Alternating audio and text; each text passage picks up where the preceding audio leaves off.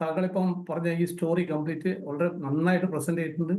ഇത് പൊതുസമൂഹത്തിന്റെ ചോദ്യമാണ് മിസ്റ്റർ അരുൺ ചോദിച്ചുകൊണ്ടിരിക്കുന്നത്. തീർച്ചയായിട്ടും ശ്ലാഘനീയമാണ്, വണ്ടർഫുൾ ആയിട്ട് പ്രസന്റ് ചെയ്തിട്ടുണ്ട്. കാരണം പൊതുസമൂഹത്തിലും ഇതുമായി ബന്ധപ്പെട്ട മരിച്ച ആളുടെ ബന്ധക്കാർക്ക്, പൊതുസമൂഹത്തിന്, പൊളിറ്റിക്കൽ പാർട്ടിക്ക് എല്ലാവർക്കും ഇതിനെക്കുറിച്ച് സംശയമുണ്ട്.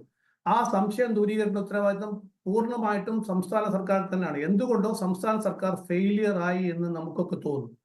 അത്തരത്തിൽ നമുക്കൊക്കെ തോന്നി വരുമ്പോഴാണ് ഇപ്പോൾ സ്വാഭാവികമായിട്ടും CBI ഇൻവെസ്റ്റിഗേഷൻ വന്നിട്ട് 4 ആൾക്കാരെ അറസ്റ്റ് ചെയ്തിരിക്കുകയാണ്.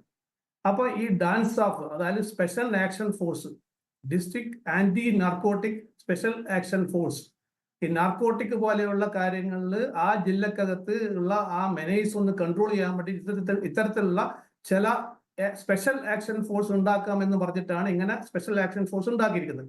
അവര് ആദ്യമൊക്കെ വണ്ടർഫുള്ളായി വർക്ക് ചെയ്ത് കാണും, ഒരുപാട് കേസ് പിടിച്ച് കാണും. അത്തരത്തിൽ ജില്ലക്കകത്ത് ഈ മയക്കുമരുന്നിന്റെ ഒക്കെ ഒരു കൺട്രോൾ വന്ന് കാണുമായിരിക്കും.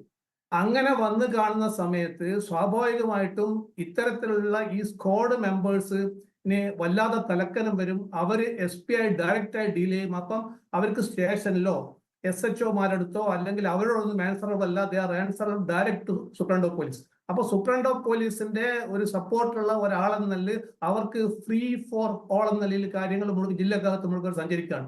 അവരെ എല്ലാവർക്കും ഭയമായിരിക്കും. ഇതൊക്കെ സാധാരണ കണ്ടുവരുന്നതാണ്. അപ്പൊ സാധാരണ ചെയ്യുക, ഇത്തരത്തിലുള്ള ഈ സ്പെഷ്യൽ ആക്ഷൻ ഫോഴ്സ് ഉണ്ടാക്കുമെങ്കിൽ അവരെ ഒരു 6 മാസത്തിന് ശേഷം മാറ്റി വേറെ പുതിയ ഇതുപോലെയുള്ള എക്സ്പേർട്സിനെ കൊണ്ടുവരും. അല്ലാതെ അവരെ തന്നെ കൺട്രോൾ ചെയ്ത് കഴിഞ്ഞാൽ സ്വാഭാവികമായിട്ടും ഇത് അധികാരം തലക്ക് പിടിച്ച് ജില്ലാ എസ്പിയുടെ ഹെൻച്ച്മെന്നായിരുന്നു എന്നാണ് പറയപ്പെടുന്നത്. എസ്പിയുടെ പെറ്റെന്നായിരുന്നു അത്രേ രാജ്മോഹൻ ഈ ഡാൻസ് ഓഫ് ടീമുകൾക്ക് ഒരു വിളിപ്പേര്. എക്സാക്ട്ലി, ശരിയായിരിക്കാം. അത്തരത്തിലുള്ള ഒരു ഔട്ട് ഓഫ് ദ വേ നീങ്ങുന്ന, അതായത് നമ്മളൊക്കെ ഈ പൊതുസമൂഹത്തിൽ ആരും അപ്രീഷിയേറ്റ് ചെയ്യില്ല. കാരണം പോലീസിന്റെ ഒരു മർദ്ദനം കൊണ്ട് ഒരാൾ മരിച്ചു എന്ന് പറഞ്ഞാൽ നോബഡി വിൽ അക്സെപ്റ്റ് ഇറ്റ്. കാരണം നമ്മൾ സുപ്രീം കോടതി നിർദ്ദേശം തന്നിട്ടുണ്ട്, മനുഷ്യാവകാശ നിർദ്ദേശം തന്നിട്ടുണ്ട്, അവിടെ നമ്മുടെ കോൺസ്റ്റിറ്റ്യൂഷൻ തന്നെ പറയുന്നുണ്ട് ചില റൈറ്റ് ഉണ്ട് സിറ്റിസണ്. അത് പാലിക്കാൻ വേണ്ടി എല്ലാ പോലീസ് ഉദ്യോഗസ്ഥരും ബാധ്യസ്ഥരാണ്.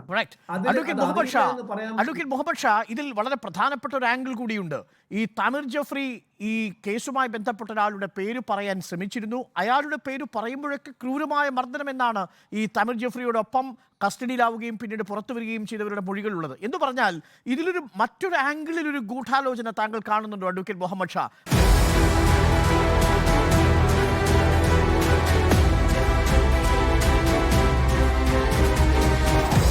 Debate with Arun Kumar.